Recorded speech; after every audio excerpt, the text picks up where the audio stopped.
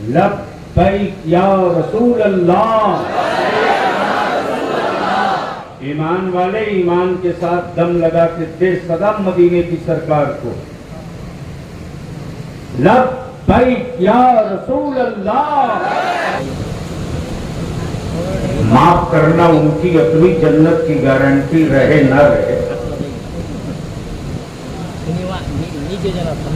लेकिन दूसरे को जन्नत दिए जा रहे हैं।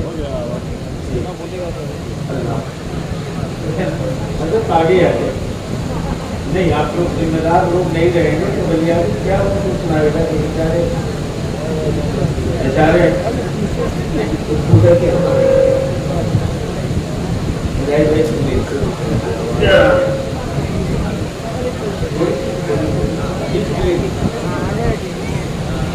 ताकि छटकने ना। तो क्या इरादा है बलियाबी से कुछ कड़वा घोट पीने की हिम्मत है?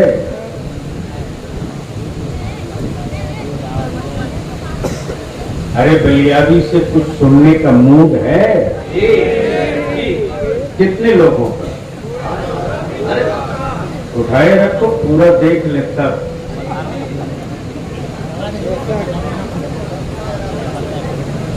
अरे यार बीच वाले के पीछे नमाज भी नहीं है। हरी टोपी पूरा उठाओ तो उठाओ, उठाओ।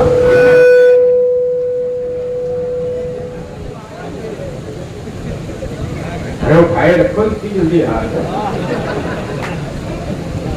जब उठा लिए हो तो पूरे रंग में एक मर्तबा मेरे साथ आवाज मिला लो और मेरे साथ तुम भी आवाज दो। लब्बैक या रसूल अल्लाह। ईमान वाले ईमान के साथ दम लगा के दे सदा मदीने की सरकार को। लब्बैक या रसूल अल्लाह। अल्लाहुम्मा लब्बैक या रसूल अल्लाह। नीचे कर।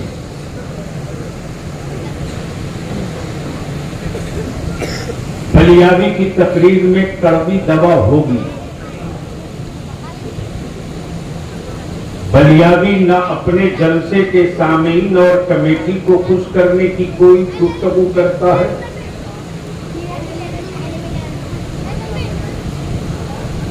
और न ही हुकूमतें जिससे खुश हो जाए वो गुफ्तगू करता है।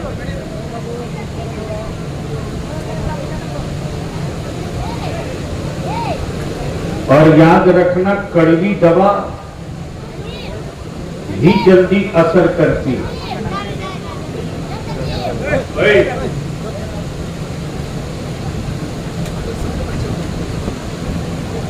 बलियाबी की गुफ्तगू में तारीख़े करबला का 3 हिस्सा होगा।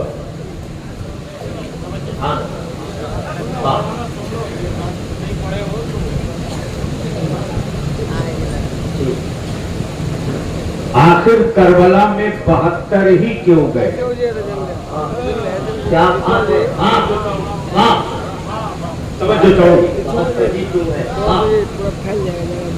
क्या पूरी दुनिया में इस्लाम वाले सिर्फ 72 थे? Question number 1। Question number 2,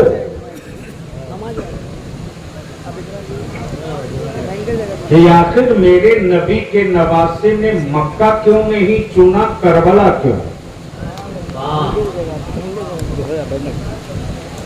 Hussain ने मदीना क्यों नहीं चुना, करबला क्यों?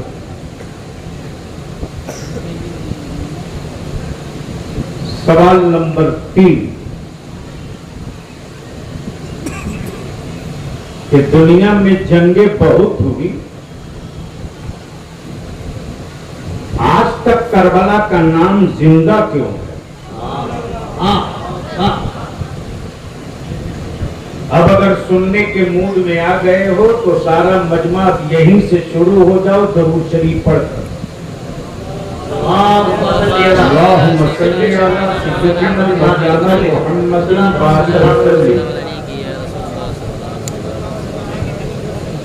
सल्लु अलैहि सलातु व सलामन अलैके या रसूल अल्लाह।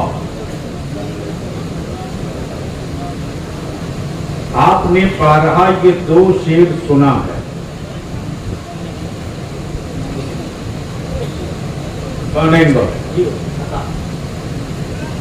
शाबाश, ये दो शेर आपने सुना है, बहुत सुना। यहां तक के लोगों के मकानों के दरवाजे पर तोहरे की शक्ल में ये शेर लिखा हुआ मिलता। शाह हस्त हुसैन।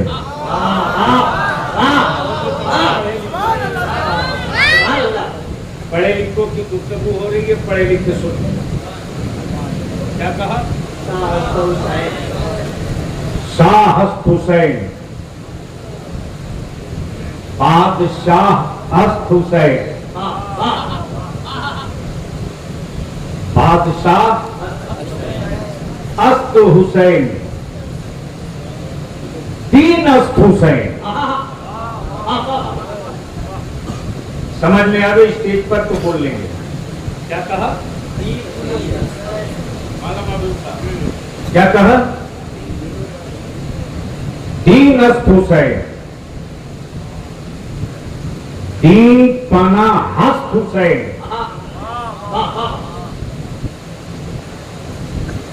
सरदार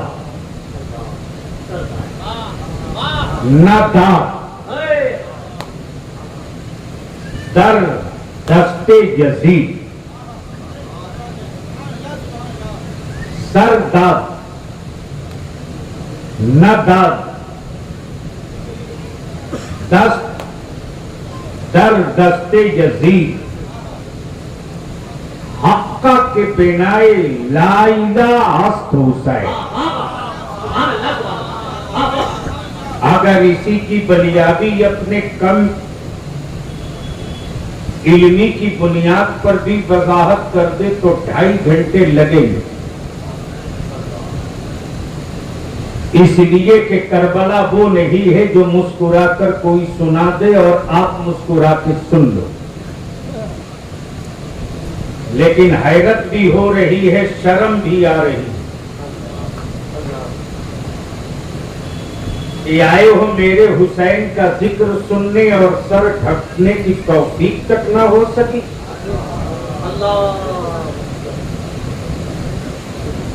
और माफ करना, सिर्फ नारा लगा लेने से तुम हुसैनी नहीं बन पाओगे। इसलिए कि भाड़े की फौज से जो नारा चाहो लगवा लो,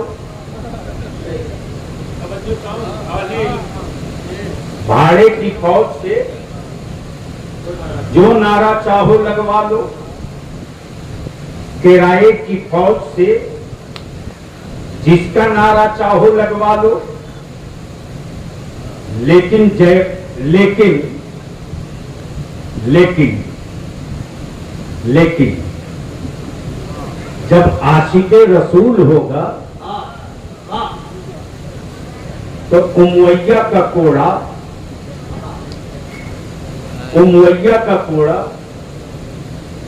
बिलाल का नारा न बदलवा सकेगा। उमैया का कोड़ा बिलाल का नारा न बदलवा सकेगा। और यजीद की तलवार अली असगर का नारा न बदलवा सकेगी।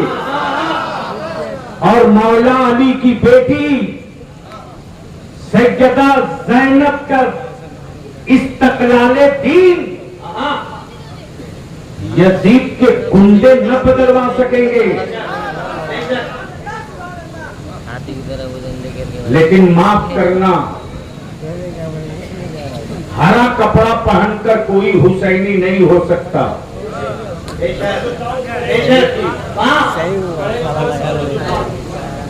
हरा कपड़ा पहनकर कोई हुसैनी नहीं हो सकता। काला लिबास पहनकर कोई हुसैनी नहीं हो सकता। मकानों पर बड़े झंडे गाड़कर कोई हुसैनी नहीं हो सकता। हुसैन के नाम की सिर्फ सबील लगाकर कोई हुसैनी नहीं हो सकता। सच्चा हुसैनी वो है कि सर खंजर पर रहा तो रहा करे, लेकिन रब का सजदा कभी नहीं छूटेगा। नारे तकबीर, नारे रिसालत, मज़हबे इस्लाम, ज़िक्रे इमामे हुसैन, अल्लामा गुलाम रसूल बनियामी। तब पूरी दुनिया के कुफ्र ने रिसर्च करके और आखिरी फैसला सुना दिया। आसमान के नीचे, जमीन के सीने पर जब तक करबला का नक्शा दिखता रहेगा, जब तक करबला का नक्शा दिखता रहेगा, इस्लाम और कुरान के खिलाफ उठने वाले हर फितनों के आंखों में आंख डालकर करबला की मिट्टी कहेगी, करबला की मिट्टी कहेगी, हुसैन न रहे तो क्या हुआ, तासीरे करबला अभी बाकी है।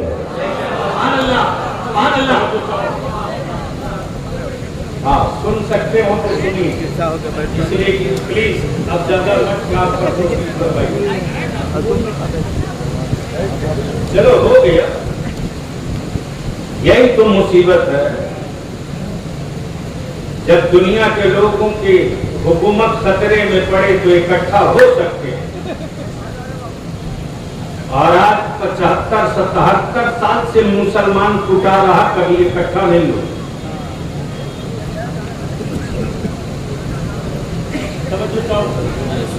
सुनेंगे सुनेंगे बस रखते बेटे, पढ़ने जाते हो,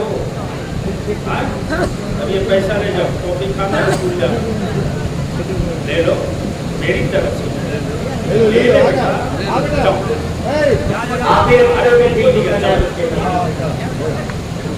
लेकिन पढ़ने जाना, सुनोगे तो आ जाओ, बोल दो बोल दो बोल दो बोल दो।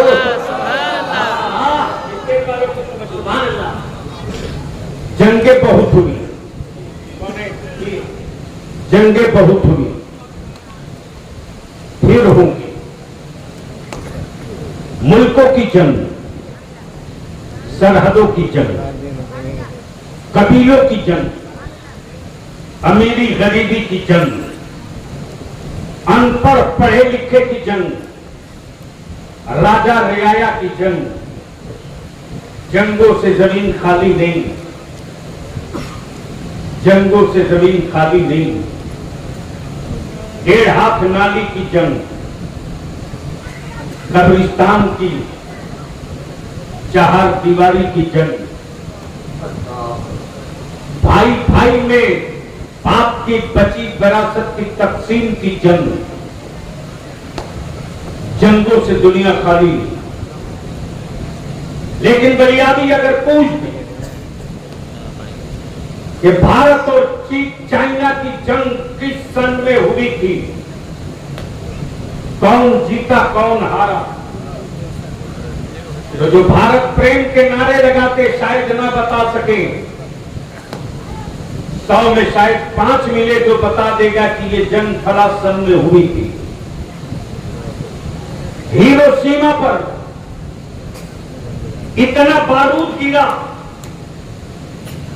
कि हिरोशिमा जमीन के नक्शे से गायब हो गए। लेकिन अगर पूछ दिया जाए कि हिरोशिमा पर किसने हमला किया,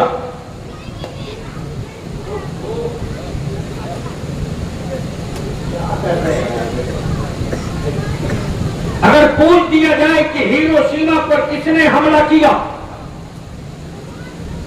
तो शायद 100 में 5 आदमी मिले जो बता सके हिस्ट्री का कि फला सन में फला मुल्क ने हिरोशिमा पर हमला किया।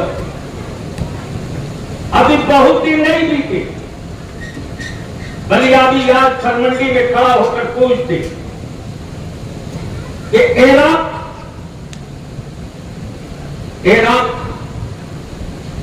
एक सद्दाम से नाटो ने किस संग ने जंग लड़ी, तो शायद 100 में 3 मिले जो बता दे फला संग। तवज्जो चाहूंगा पहले, जंगे हुई है फिर होगी, जंगे हुई है फिर होगी, लेकिन दुनिया की जंगों की तारीख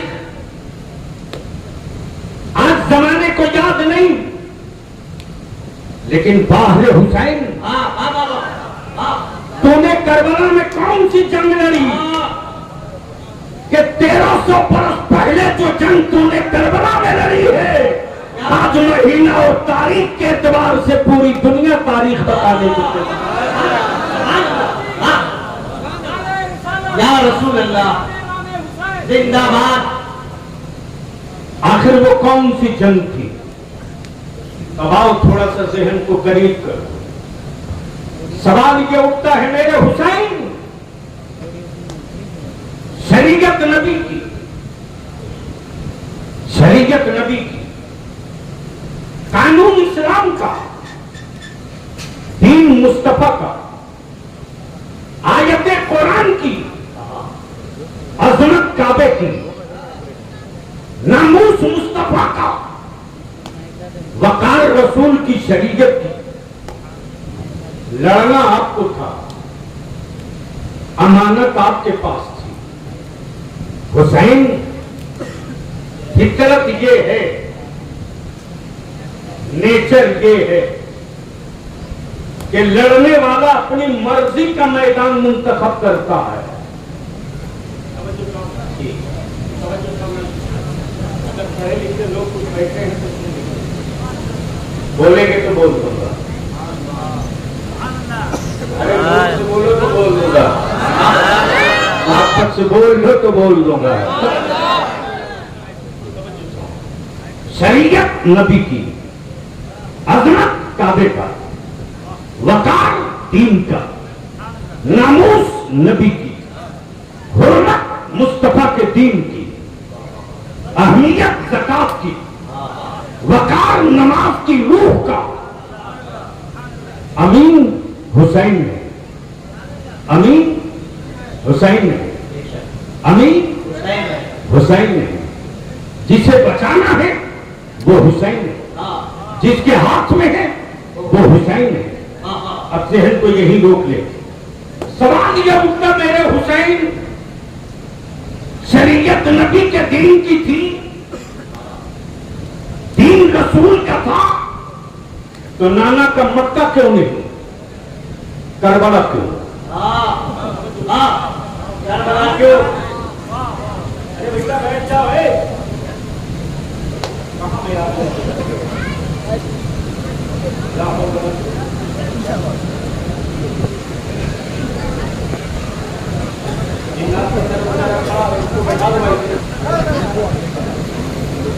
बोल दो मोहब्बत से, सुभान अल्लाह। रंग में आओ आज करबला सुन लो। चलो रंग में आओ करबला सुन लो। बोलो बोलो बोलो। हुसैन, मक्का क्यों नहीं, करबला क्यों? नाना का मदीना क्यों नहीं, करबला क्यों?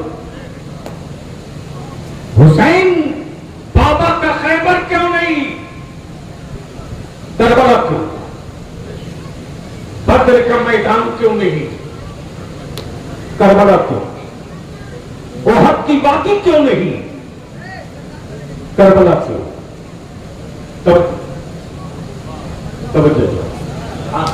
मान लो फल मंडी का कोई नौजवान अपने मोहल्ले से किसी दूसरे मोहल्ले से गुजर रहा हो, कुछ लोग घेर ले और घेरने वाले उसे अपनी आंखें लाल करके बात करे, तो तन्हा घिरने वाला यही कहता है कि हर कुत्ता अपने दरवाजे पर शेर होता है। हुसैन, करबला क्यों? हुसैन, करबला क्यों? करबला क्यों? जवाब मिलेगा ना। हुसैन अगर करबला में करबला में उतर जाए तो कल का मुअर्रिख कहीं ऐसा न लिख दे यजीद का टुकड़ा खाकर कि हुसैन नाना के मक्का में थे तो जीत गए। कल का यजीद कहीं यह न लिख दे हुसैन रसूल के मदीना में थे तो जीत गए। अब इसको इसी जगह रोक लो तो जरा साइंटिफिक एतबार से समझाओ।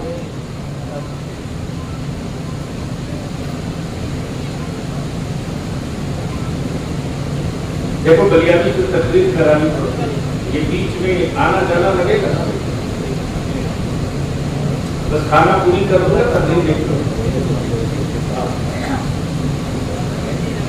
अभी ये दारी शरीया की जो तहरीक बेदारी चल रही है जहेज के खिलाफ हुल्ला बोल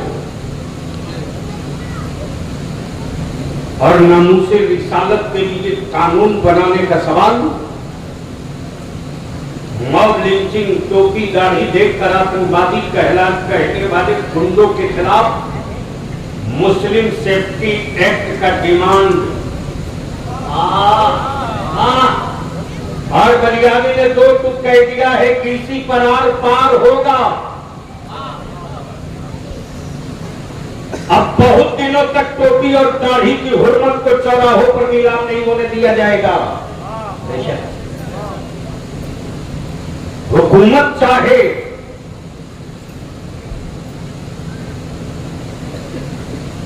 हुकूमत के बगैर चाहे कोई पकता ही जाएगा।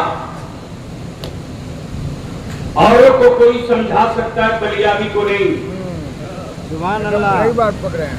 ताबेदारे शरीका बलियाबी ने तय किया है कि लड़ाई आर पार होगी तो होगी।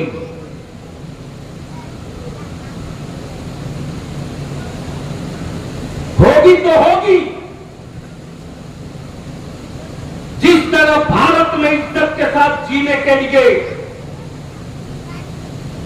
दलित और आदिवासी भाइयों के लिए दलित एक्ट बना है, भारत का मौजूदा माहौल ये कह रहा है कि इंडिया के मजलूम मुसलमानों के अंदर भरोसा कायम करने के लिए अब वक्त आ गया है कि जिस तरह दलित भाइयों को जान माल इज्जत आबरू की हिफाजत के लिए दलित एक्ट बना है, उन्हीं धाराओं के साथ अब मुस्लिम सेफ्टी एक्ट बनाया जाए। लड़ाई तो होगी। बोलो, अगर ये जंग छिड़ेगी तो साथ दोगे कि छोड़कर भागोगे? आ जाएगा। खड़ा होके लगाओ, डरो मत लगाओ। अरे खड़ा होके नारा लगाओ।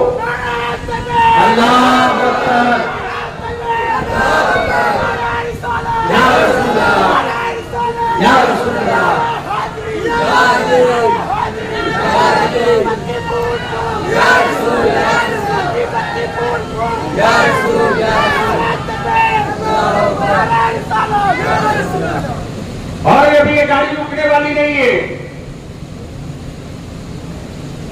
ये रुकने वाली अब गाड़ी नहीं है। बस लौट आओ उसी महवर और उसी नुक्ते पर। हुसैन मक्का क्यों नहीं, करबला क्यों? हुसैन नाना क्यों, मदीना क्यों नहीं, करबला क्यों? हुसैन बाबा का खैबर क्यों नहीं, करबला क्यों? हुसैन 313 बदर वालों का बदर क्यों नहीं, करबला क्यों? हुसैन ओहद की वादी क्यों नहीं, करबला क्यों? बलियाबी किशनगंज को उस दौर से देख रहा है जब पूरे शहर में बड़ी मुश्किल से 3 मंजिला मकान कहीं दिखता था, लेकिन आज तो हर गली में 3, 4, 5, 6, 8 मंजिला महल खड़ा है। मकान बनाने वाले इंजीनियर से मैंने कहा, मेरे भाई मैं तुझको एक जमीन दे रहा हूं फ्री में, करबला को। मैं ग्राम की तवज्जो चाहूं, ये गुफ्तगू आपकी सीधे मक्का क्यों नहीं, करबला क्यों? एक इंजीनियर से मैंने कहा मैं फ्री में जमीन दे रहा हूं, 10 तल्ला मकान बना दो।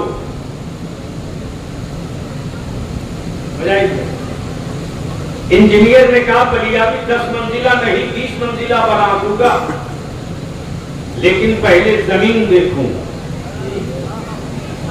कब बोलोगे, कब बोलोगे, कब?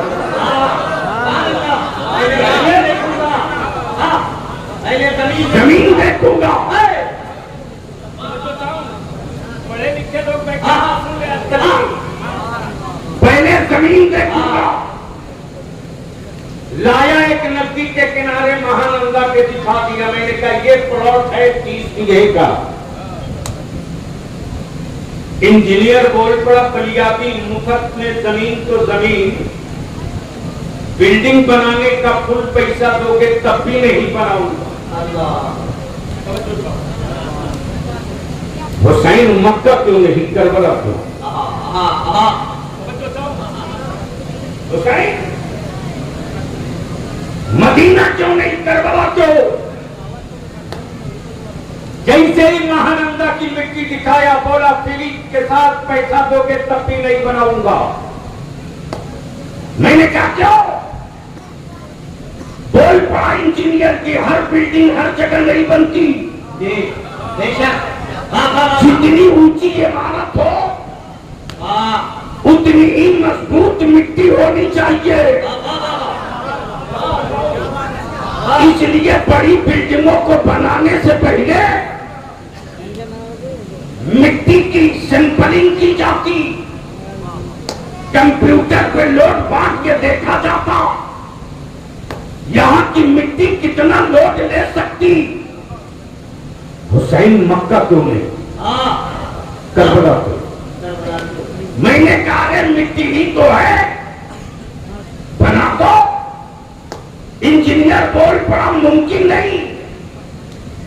गलती से अगर किसी ने 2 मंजिला भी बना दिया तो रहने वाली कोई जान महफूज न रहेगी, रहने वाला कोई सामान महफूज न रहेगा। हुसैन मक्का क्यों नहीं, करबला क्यों? हुसैन मदीना क्यों नहीं, करबला क्यों? इंजीनियर ने जहन को क्लियर कर दिया, हर मिट्टी पर हर बिल्डिंग नहीं बन सकती। तब बलियाबी करबला से पूछता है, करबला तू ही बता। तो करबला जवाब देगा यही कि इस्लाम से ऊंची कोई इमारत नहीं होगी, तो करबला से मजबूत कोई मिट्टी भी नहीं होगी।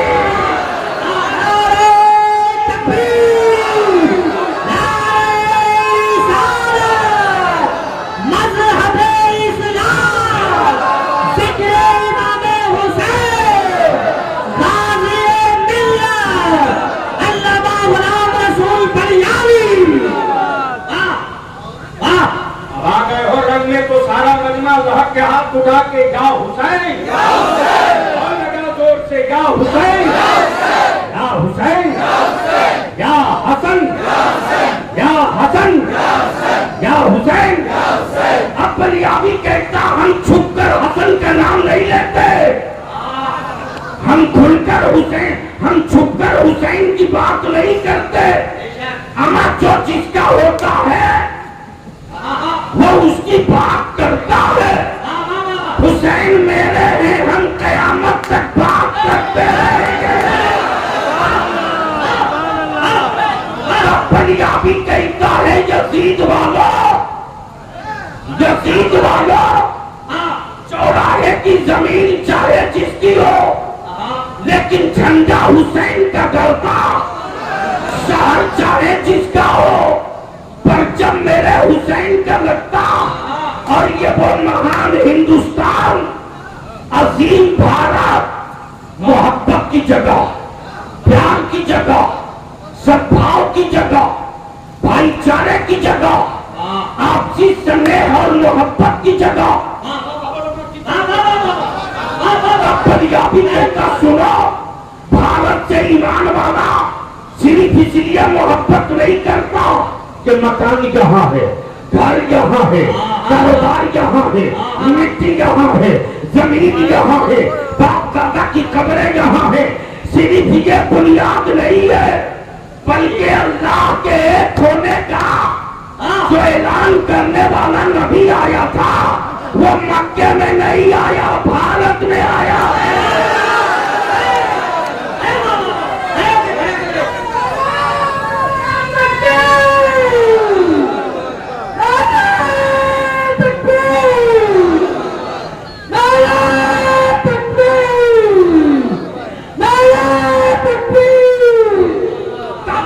भी कहता है अल्लाह की पैगामियत की जो पहली सदा गूंजी है वो मक्के में नहीं, भारत में।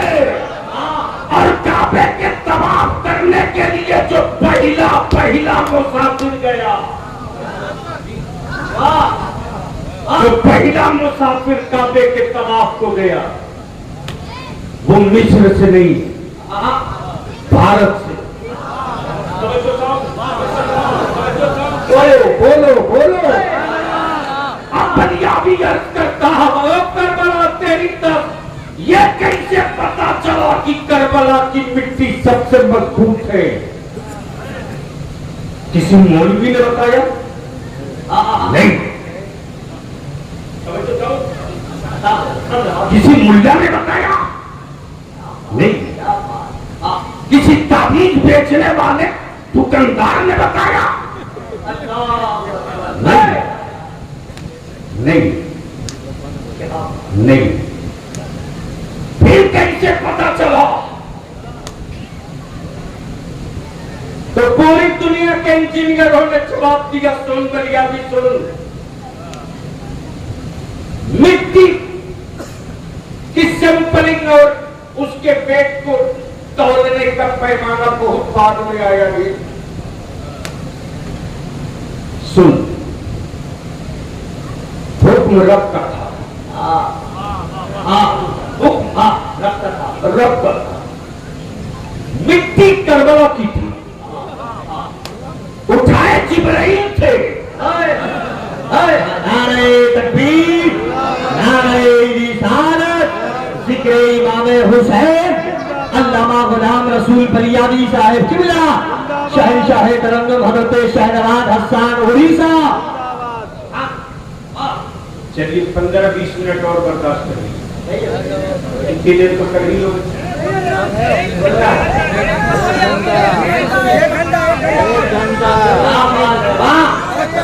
एक घंटा ऐसा है कि बलियावी अपनी सेहत के एतबार से ही बोलता है, कुछ चिल्लाते रहे। तुम बलियावी की कीमत जानो न जानो, बलियावी खूब जान रहा है कि इसके कांधे पर इतना वजन किसने रखा। इसलिए शहनवाज हसन भी आ गए और शहबाज को सुन चुके। तब थोड़ी देर सुनने का मूड है तो सारा मजमा एक बार सुन के कह दे, अरे हुसैन के गुलाम की तरह बोल दे।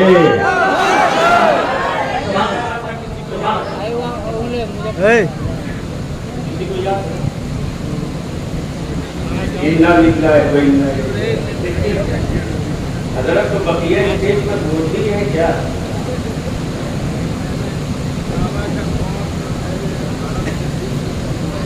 में वो भी नहीं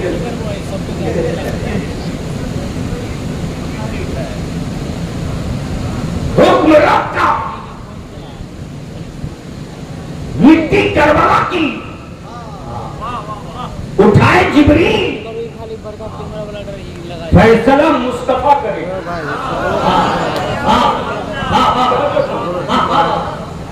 फैसला देखा मैंने इसी किशनगंज में 10 मंजिला बिल्डिंग इंजीनियर से बना दी।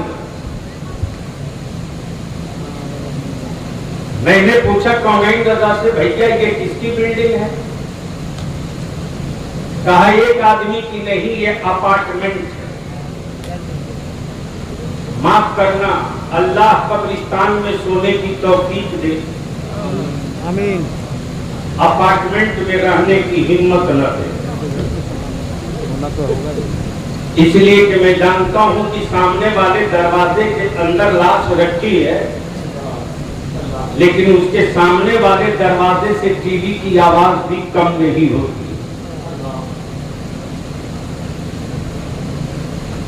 यानी बेगानगी की कैफियत ये है। और उसके बाद चीखते हो कि जमाना जुल्म कर रहा है। भाई का हक तुम लूटो और कहो जमाना जुल्म कर रहा है।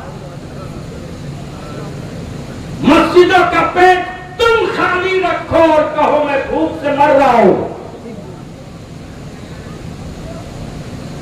बरकत की तावीज लिखवाते रहो, कयामत तक तेरे घर बरकत नहीं आने को।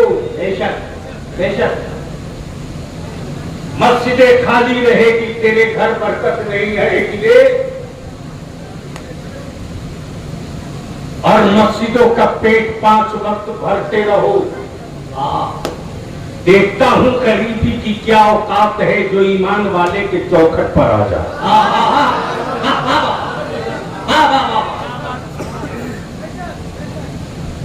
मैंने इंजीनियर से कहा, इंजीनियर ये 10 मंजिला बिल्डिंग कहा? हाँ जी।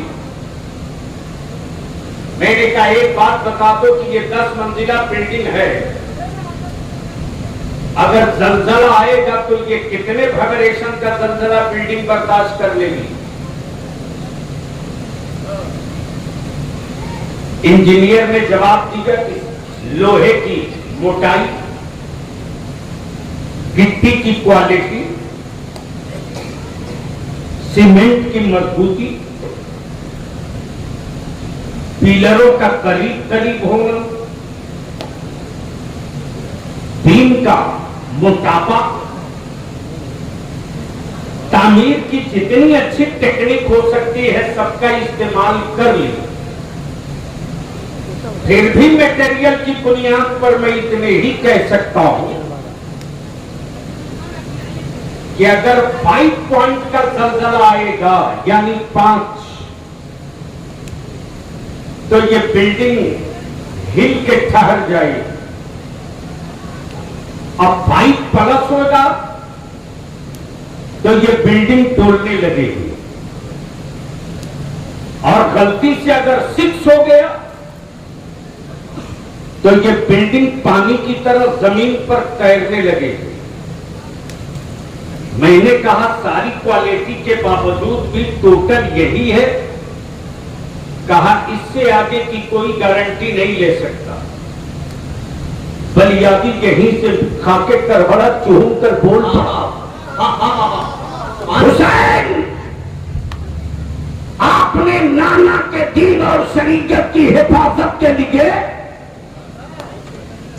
जो करबला में इमारत बनाई है, ये इमारत कितने वाइब्रेशन का जलजला बर्दाश्त करेगा? तो हुसैन पाक की तुरबत से सदा आती सुन, 22,000 यजीदियत टकराया। बोल दो तो बोल दो, बोल दो तो जोर से, जोर से, जोर से। 22,000 यजीदियत टकराई। अली असगर की एक मुस्कुराहट ने यजीदियत के वजूद को दफन कर दिया। और याद रख, हुसैन ने कहीं बाहर का मटेरियल नहीं डाला, सब मुस्तफा के घराने का मटेरियल लगा है। बाजू है, अब्बास का लहू है, मुस्लिम का बचपना है, मुस्लिम के बेटे का आए हैं, ज़ैनब की लड़कपना है, अली असगर का ईसार है, और मोहम्मद का, और सर लगा है इमाम हुसैन का। और कयामत की सुबह तक के लिए नाना के दीन के खिलाफ जितने जल्जले आएंगे, जितने आएंगे, मुस्तफा के दीन से टकरा कर खुद ही टूट जाएंगे। बोल दो, बोल दो। सुभान अल्लाह, सुभान अल्लाह। ना जान रुकेगी, न नमाज रुकेगी, न कुरान रुकेगा, न शरीयत रुकेगी। मुझे मालूम है 3 तलाक पर जुब्बा फाड़ के कुछ हरामखोरों ने खूब ललकारा था, लेकिन सुप्रीम कोर्ट में माफ करना कोई नहीं गया सिवाय तेरे बलियाबी के। वाह, और सुप्रीम कोर्ट की सीढ़ियों से उतरते हुए मैंने साफ कर दिया, सुन लो, तुम कानून की जितनी मोटी किताब बांधना हो गर्दन में बांध के घूमो, जब तक आसमान पर सूरज और चांद सलामत रहेंगे और जमीन पर ईमान वाला बाकी रहेगा, हम इस्लाम में वही मानेंगे जो मेरे मुस्तफा ने हमको कहा।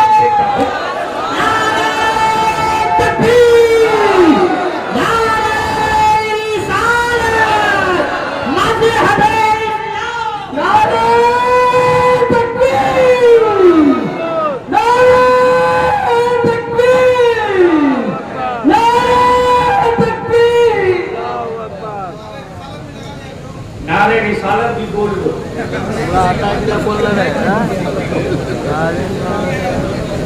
असल उस जवान को किसी ने बताया ही नहीं कि नारे रिसालत भी लगाना।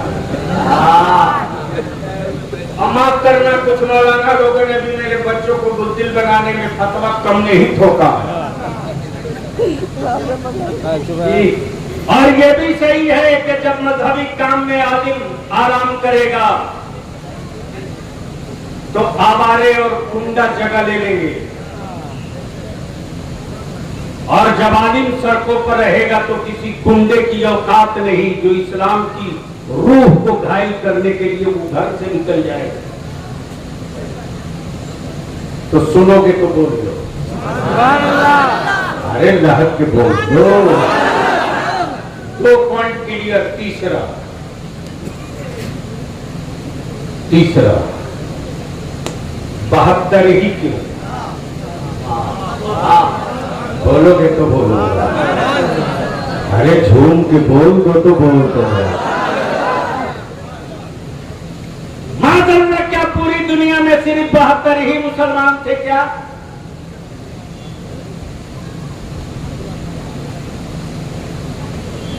मक्के में नहीं थे, ठीक, मदीने में नहीं थे, दमिश्क में नहीं थे, जरूर थे, शाम और रूम में नहीं थे, यकीनन थे, यकीनन थे, लेकिन करबला में 72 ही थे। सुनने का मूड है तो या हुसैन की सदा रंग में बोल दो।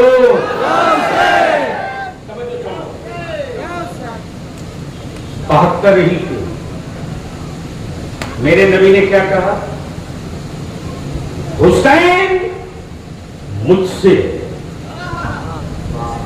क्या कहा? हुसैन मुझसे है। हुसैन मुझसे, मैं हुसैन से। इतनी बात तो आसान और सरल समझ गए? अरे बोलो ना। और आज जो पूरी दुनिया में नवासों को ननिहाल में इज्जत मिली है ना, माफ करना, ये हुकूमतों का दिया हुआ पावर नहीं है। अरे 2005 में लोगों ने अपनी बेटी को हक देने की बात कही, कानून बना के, धर्म की किताब में उनके नहीं है हिस्सा, फिर भी धर्म।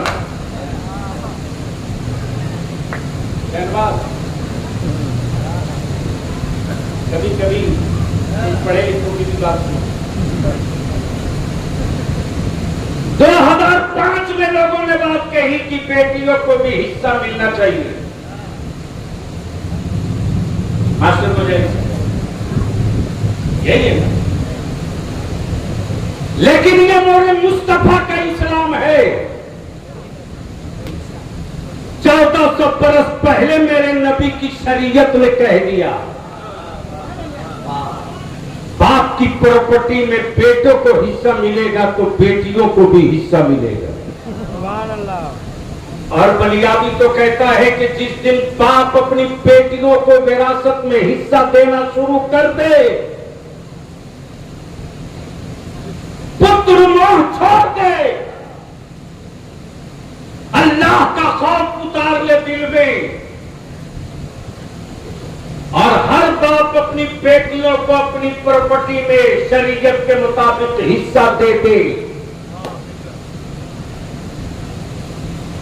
तो कोई दामाद जहेज के लिए भीख नहीं मांगेगा, मुंह नहीं खोलेगा।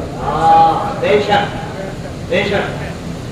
इसलिए कि जब उस लड़के को पता चलेगा कि मेरी बीवी को इसके बाप की विरासत प्रॉपर्टी में इतना हिस्सा मिल रहा, तो तुम एक को आवाज दोगे 10 रिश्ते लेके आ जाएंगे। ना जाने कितने हमारे आलिम दफन हो गए कब्रिस्तानों में। नबी के इश्क के नारे लगाने वालों, बेटियां मत बेटे मत बेचो, लेकिन आपकी सेहत पर इसका कोई असर नहीं पड़ा। हमारे उलमा मस्जिदों के जुमा में कहते रहे, निकाह को सस्ता करो ताकि बेटियां बोझ न बने, लेकिन जानवरों की तरह कीमत लगाकर औलाद बेचने वालों,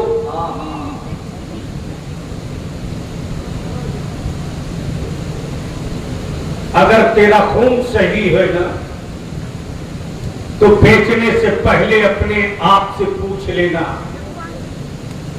ये तेरी अपनी औलाद है या जानवर है। माफ करना यार, ये जलकर बलियाबी बोल रहा। अदालत शरिया की तारीख बेदारी निकली है। किशनगंज में मैंने 5 मीटिंग किया, 5, लेकिन माफ करना यह कड़वा सच है। अपने काम से किसी को फुर्सत नहीं। ये मरी हुई लाशें हैं जो सड़कों पे चल रही है, लिख दो।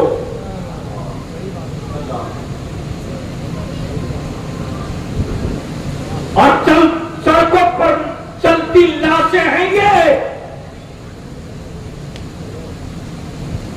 जब किशनगंज के बाहर लोग सवाल करते हैं बलियाबी, ये देख तेरे किशनगंज, पूर्णिया और अररिया, कटिहार का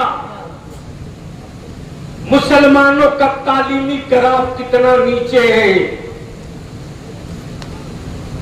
तो उस वक्त शर्मिंदगी होती थी।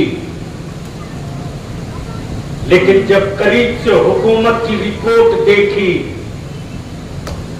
तब एहसास हुआ कि मेरी नस्लों का दुश्मन जमाना नहीं, मेरी औलादों का कातिल तो मेरे घर में पल रहा है। पूरे बिहार में सबसे ज्यादा मुल्हक मदरसे किशनगंज में, और सबसे ज्यादा बाहर जाने वाले बच्चे किशनगंज के। अल्लाह अल्लाह। सबसे ज्यादा उर्दू स्कूल किशनगंज में, मदरसा भी, स्कूल भी, मिडिल स्कूल भी, हाई स्कूल भी, कॉलेज भी। माफ करना, जिस कौम को अपनी नस्लों के दर्द का एहसास न हो,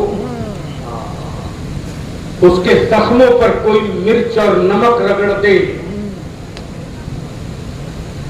तो लोगों को एहसास दर्द की उम्मीद मत रखना।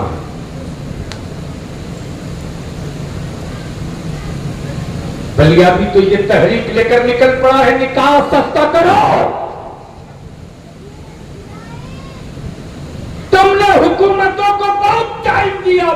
दिया रे, मौत दिया। बलियाबी को सिर्फ 5 साल दे दो, वोट नहीं, तुमसे तेरी औलादों का सपोर्ट मांग रहा हूं। 5 साल सिर्फ दे दो, सिर्फ 5 साल। निकाह सस्ता कर दो, निकाह आसान कर दो, और उसी पैसे को बचा दो, और उसी पैसे को बचाकर अपनी औलादों को पढ़ा दो। सिर्फ पढ़ा दो। दुनिया तेरे साथ क्या कर रही इसको मत देख, तुझको अपनी औलादों के लिए क्या करना है सिर्फ इसको देख। फकत 5 साल देख ले, 6ठे साल में तुझको कहना नहीं पड़ेगा। तेरी औलादें जहां खड़ी होंगी वहीं से इंकलाब का सूरज निकलेगा। लेकिन आओ, मेरे हुसैन की याद मनाने वालों, आज पूरी दुनिया हैरत से करबला पर रिसर्च कर रही है। 72 ही क्यों? बोलोगे तो बोल दूंगा, जोर से। अरे बोलो रंग में यार।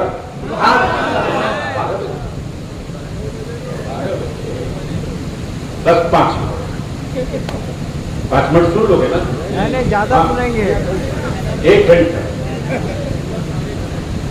मैं तकरीर करने आया हूं, बाजार बनवाने थोड़ी आया हूं।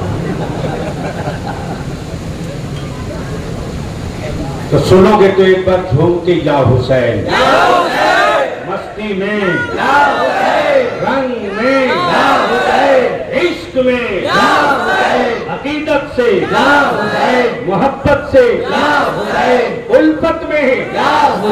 अच्छा ये भी मजाहिद भाई गजब बात है, हम नारा लगावे हुसैन का तो फतवा वो पाते जो हुसैन के नाना की हदीस सुनाते। सही क्या? यानी हुसैन के नारे से तकलीफ है। मैं सुना तो मैं सोचते रहा, हुसैन से यजीद को तकलीफ थी जो दमिश्क में रहता था। ये कौन सा यजीद आ गया जो हदीस पढ़े नाना के हुसैन की, और तकलीफ हो हुसैन के नारे से।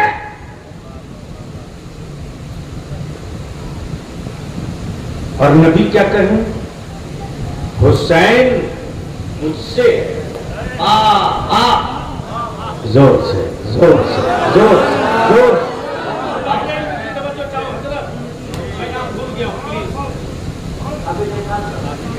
हाफिज एहसान साहब, काफी दिनों के बाद मुलाकात हुई, बात हो गया। तो मैं क्या कह रहा था, नबी क्या कहे हुसैन? बोलोगे तो आखिरी खुलासे पर है गुफ्तगू। हुसैन क्या कहा? जोर से बोलो तो बात आगे बढ़ेगी। हुसैन, हुसैन, मैं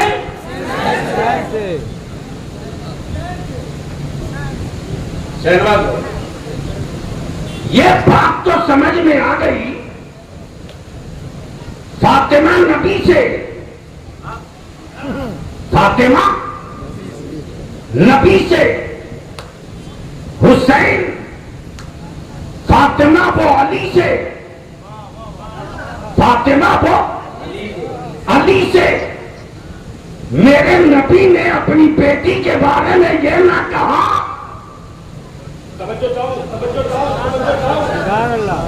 अपनी बेटी के लिए ना कहा फातिमा मुझसे, अपने बेटे इब्राहिम के लिए ना कहा इब्राहिम मुझसे। अब आंखें खोल, आंखें खोल और हुसैन को देख, आंखें खोल। ये है मस्जिद नबवी, ये है मदीने की जमीन, मेंबर है मस्जिद नबवी का, जात है मेरे मुस्तफा की, गोद है मेरे रसूल की। बच्चे दो, बच्चे दो। बोलोगे तो बोल दूंगा, अरे रंग में बोलो तो बोल दूंगा, जोर से बोलो, जोर से। बच्चे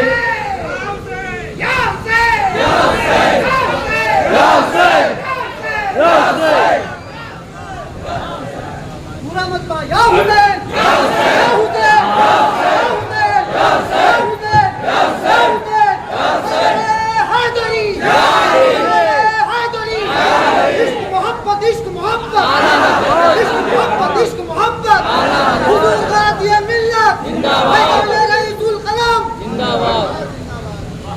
बस नुक्ते की गुफ्तगू सुनो। क्या कहा हुसैन? जोर से बोल दे हुसैन। सहन मस्जिद नबवी की, गोद मेरे मुस्तफा की। बच्चे दो, एक रसूलुल्लाह का अपना बेटा, एक नबी का अपना बेटा,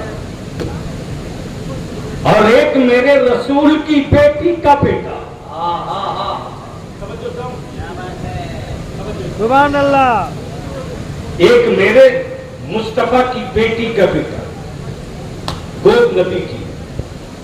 बच्चे दो, एक तरफ बेटा, एक तरफ नवासा, एक तरफ नवासा, एक तरफ बेटा। रहमत आलम कभी बेटे को चूमती, मुस्तफा कभी नवासे को चूमते। यही कैफियत, कभी बेटा कभी नवासा, कभी नवासा कभी बेटा। इसी बीच में जिब्रील रब का पैगाम लेके आ गए। जिब्रील मेरे महबूब से कह दो मुस्तफा ये दोनों नहीं रहेंगे, दोनों में कोई एक रहेगा। मर्जी आपकी महबूब, जिसे चाहिए रख लीजिए, जिसे चाहिए वापस कर दीजिए। तवज्जो चाहो, दिल लगाओ। जिसे चाहिए रख लीजिए, वापस कीजिए, जिसे चाहिए रख लीजिए। महबूब आपके फैसले का इंतजार रब की रहमत कर रहे। फितरत ये कह रही थी बेटा रख लिया जाए। प्लीज हजरत जल्दी बैठ जाइए, काम कर दीजिए मुझ पर। फितरत कह रही थी बेटा रख लिया जाए, लेकिन इस्लाम की जरूरत कह रही थी मुस्तफा बेटा नहीं हुसैन रखा जाए। बेटा नहीं हुसैन रखा जाए, हुसैन रखा जाए। रहमत आलम ने इमाम हुसैन के सरे नाज पर दस्ते नबूवत रख दिया। जिब्रील ने दस्ते रसूल हुसैन के सर पे देखा तो समझ गए जिसे छोड़ना है वो हुसैन है, और जिसे वापस ले जाना है वो इब्राहिम है। दिन गुजरते गए, वक्त बीतते गए, साल लगने को सैयदना इब्राहिम का इंतकाल हो गया, मुस्तफा के बेटे का विसाल हो गया। हुसैन बचपने से बड़े होते गए, कांधे मुस्तफा पे सवार होकर मदीने में घूमते रहे, बाजुए फातिमा में खेलते रहे, जुल्फे रसूल थाम कर मक्के की गलियों में घूमते रहे। हुसैन बड़े हो गए, हुसैन सियाने हो गए, हुसैन जवान हो गए, जमाना बीत गया, जमाना बीत गया। उसी मस्जिद नबवी में सैयदना अबू बकर सिद्दीक और हुसैन को देखकर कहते, हुसैन तुझको याद है ना, तेरे नाना ने अपने बेटे की जान की कुर्बानी देकर तुझको बचाया है, याद है ना? सैयदना इमाम फरमाते हैं, हाँ मुझे याद है। उधर से सैयदना अमीरुल मोमिनीन फारूक आजम फरमाते, हुसैन रसूलुल्लाह ने अपने बेटे की कुर्बानी देकर तुझको बचाया। जानता हूं, जानता हूं। उस्मान गनी जिन्नुरैन फरमाते, हुसैन तेरे नाना ने तेरे मामू की कुर्बानी देकर तुझको बचाया है, जानता हूं। मौला अली शेरे खुदा फरमाते, हुसैन रसूलुल्लाह ने अपने बेटे की जान का सदका दे दिया तेरी जान के लिए। हाँ बाबा मैं जानता हूं।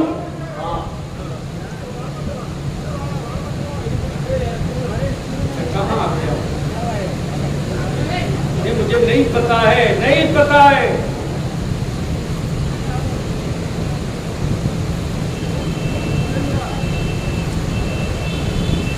दुरूद शरीफ पढ़ लो। सैयदना मौलाना मोहम्मद बिन बारिक सल्लल्लाहु अलैहि वसल्लम। उधर से सैयदना मौला अली ने जैसे ही कहा, हुसैन तेरे नाना ने तेरी जान के खातिर तेरे मामू के जान का सदका दिया। हाँ बाबा मुझे मालूम है। उधर पर्दे से नबी कौनैन की बेटी सैयदा फातिमा बोल पड़ी, हुसैन मेरे बाबा ने मेरे भाई की कुर्बानी की है तुझको बचाने के लिए। हाँ अम्मी मुझे मालूम है, मालूम मालूम। किसी ने कहा बेटा देके बचाएगा, किसी ने कहा औलाद देके बचाएगा, किसी ने कहा सदका देके बचाएगा, किसी ने कहा शहजादा देके बचाएगा। लेकिन जब काबे की अज़मत, इस्लाम का वक़ार, नबी की शरीयत, दीन की हुर्मत, नमाज की लज्जत, ज़कात का वक़ार, रसूल की शरीयत की आबरू, इक़्तिदार के तलवार पर इक़्तिदार के खंजर के नीचे आने लगी, तब हुसैन मुज्तबा नबी की गुंबदे खजरा की चौखट चूम कर बोल पड़े, नाना आपने एक बेटा लुटाकर हुसैन बचाया है, हुसैन पूरा खानदान लुटाकर आपका दीन बचाएगा।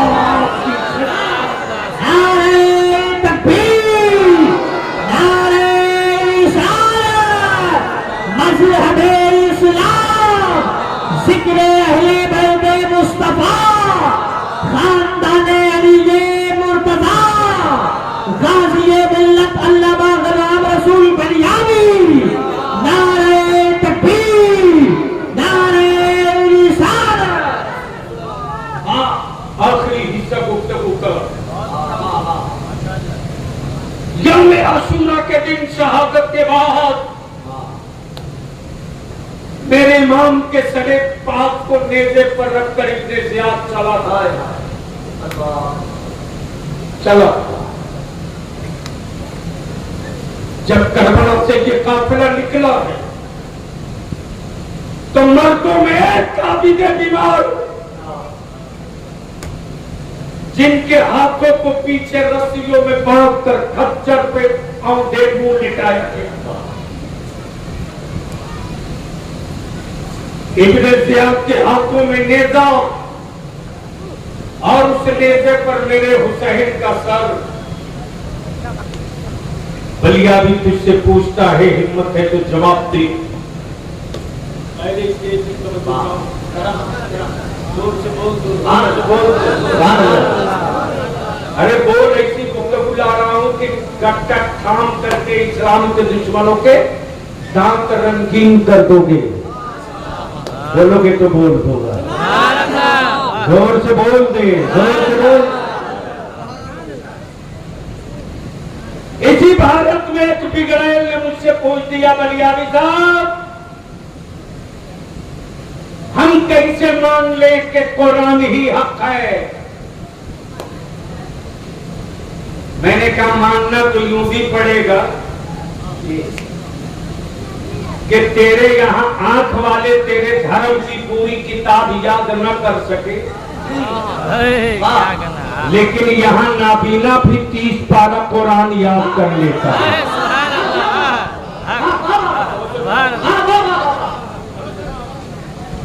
अगर नाबीना 30 पारा सुना दे तो ये कोई हैरत की बात नहीं, ये कोई हैरत की बात नहीं। अल्लाह बंदे की हर चीज नहीं लेता। जिसकी आंखों की रोशनी लिया उसका जहन बहुत दे दिया। नाबीना अगर 30 पारा सुन के याद करके सुना दे, ये कोई कमाल की बात नहीं। अमर कमाल तो करबला में देखा गया कि सर कटने के बाद भी हुसैन के मुंह से कुरान की तिलावत।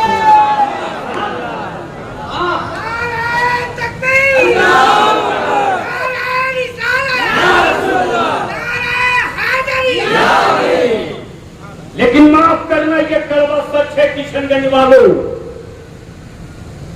मुझे खूब याद है कि बचपने में हम लोग छोटे छोटे थे।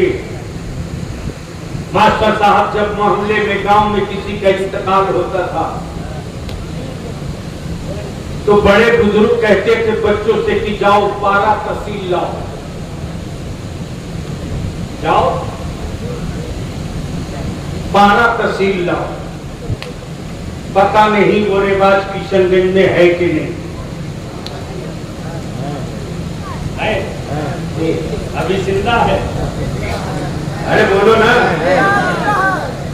बहुत पढ़ी लिखी हाईटेक बहू लाओगे तो ये बहुत दिनों तक जिंदा नहीं रहने वाला। कुत्ता की स्पेलिंग तो घरों से सुनने को मिलेगी, आयतल कुर्सी की तिलावत सुनने को नहीं मिलेगी। और माफ करना, आज भी मर्दों से ज्यादा औरतें इबादत करती है रमजान में। यहां तो मर्द अगर एक मर्तबा फल चौक से लेकर अगर पहुंच जाए चूड़ी पट्टी तो पता नहीं कितनी ही देर में ना जाने कितनों से झगड़ा कर। बोलो सही है कि गलत? अरे बोलो ना, शर्म आ रही है। लेकिन वाह है मेरी माए, वाह है सैयदा फातिमा की कली से। बच्चा छोटा है, जिद कर रहा, माँ रोजे से है दूध भी पिला रही, इफ्तार भी बना रही। माँ रोजे से है, बर्तन भी मांज रही और तिलावत भी नहीं छूट रही। अब से इनको हासिल कर लीजिए। जब ये काफिला चला दमिश्क से पाक करबला से निकल पड़ा, इब्ने ज़ियाद ने सोचा कि कल जो आज अगर ये काफिला चलेगा तो रात तो शाम में पहुंचेगा दमिश्क, मजा नहीं आएगा। इसलिए धीरे धीरे चलो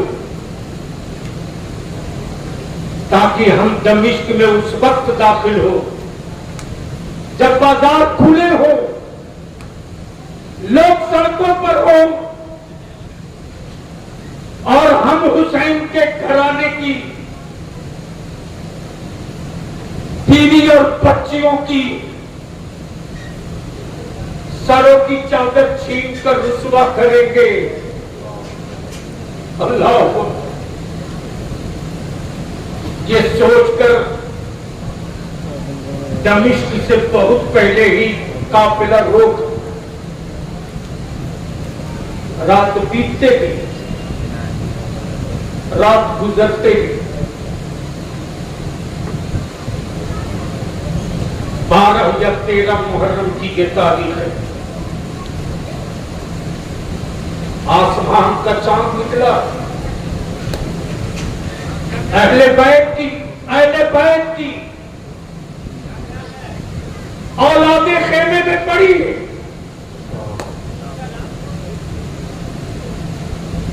इमाम हुसैन की बेटी सकीना बार बार अपनी फूफू ज़ैनब से कहती, नाना का मदीना कब आएगा? रसूलुल्लाह के मदीने कब चलोगी?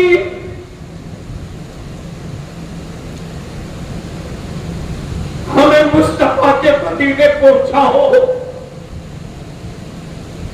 अब बर्दाश्त नहीं होता, भूख से रहा नहीं जाता, अब तो आंखों में आंसू भी नहीं आते।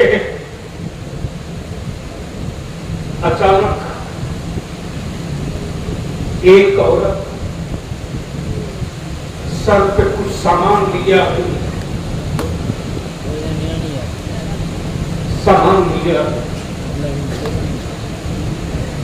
आते हुए साए में, आते हुए रोशनी के साए उजाले में एक साया देखा तो मौला अली की बेटी ललकार के बोल पड़ी, खबरदार आगे मत बढ़ना, रसूलुल्लाह की बेटियां इधर है, आगे मत बढ़ना।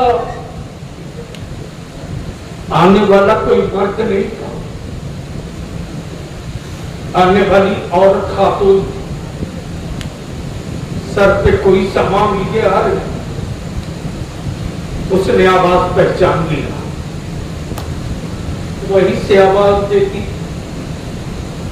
ये आवाज तो सुनी सुनी लग रही है, ये आवाज तो जानी पहचानी लग रही है, ये आवाज मौला अली की बेटी की लग रही है। करीब आते थी और करीब आने के बाद वो खातून बोलती, आप ज़ैनब हो? आप ज़ैनब हो?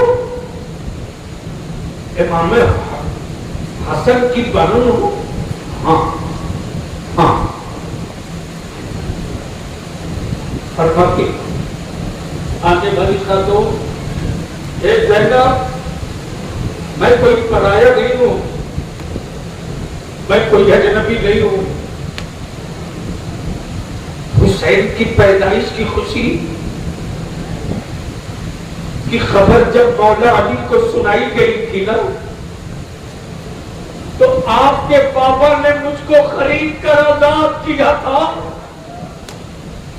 और आपकी अम्मी फातिमा ने मुझको आजाद करते वक्त कहा था, अगर तेरी जिंदगी में मेरी भूखी औलादें तुझको मिल जाए तो मेरी औलादों की खिदमत करना। मुझे क्या पता ये काफिला दूसरी सुबह को फिर रवाना हुआ। चलते चलते फिर शाम हो गई। जैसे ही शाम का सूरज डूब गया, इब्न ज़ियाद कहता है ये काफिला अब नहीं, कल सुबह को सफर करेगा।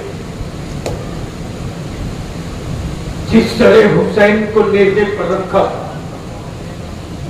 इब्ने जियाद ने उसी नेज़े को जमीन पे गाड़ दिया। ये काफिला कल चलेगा। जिसको जहां जगह मिली थी सैयदा ज़ैनब समेट के रखी। इब्ने जियाद के काफिले में पानी खत्म। कल नबी की आल को पानी से तड़पाया था, आज इब्ने जियाद के खेमे में पानी नहीं है। पानी की तलाश में लोग निकल गए। पानी आ जाए तब चले।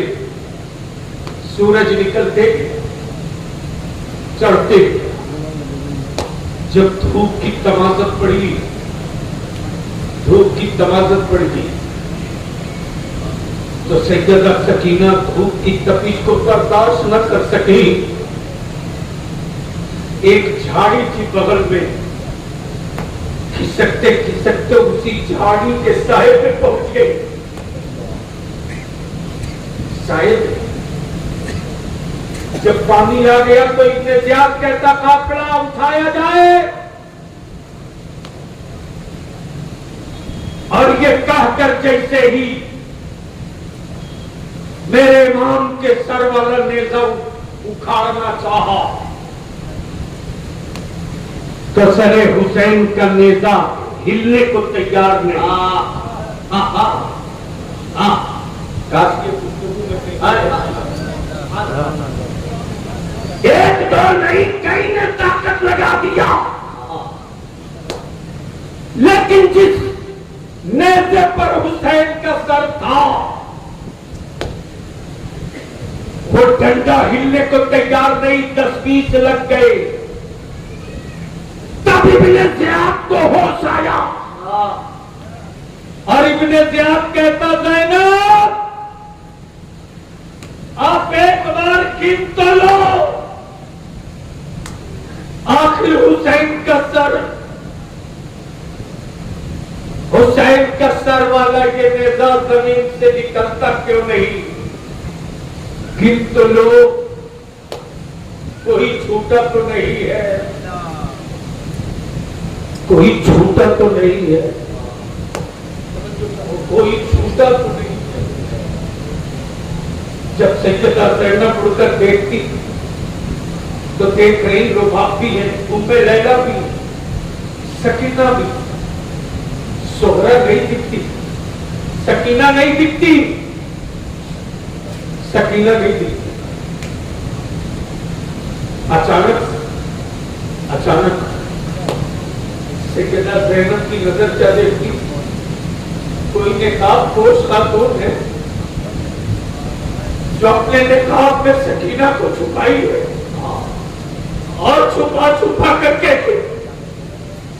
घबराना मत, मेरा हुसैन उस वक्त तक नहीं चलेगा जब तक कि अपने शहजादों को गिनवा नहीं ले आया।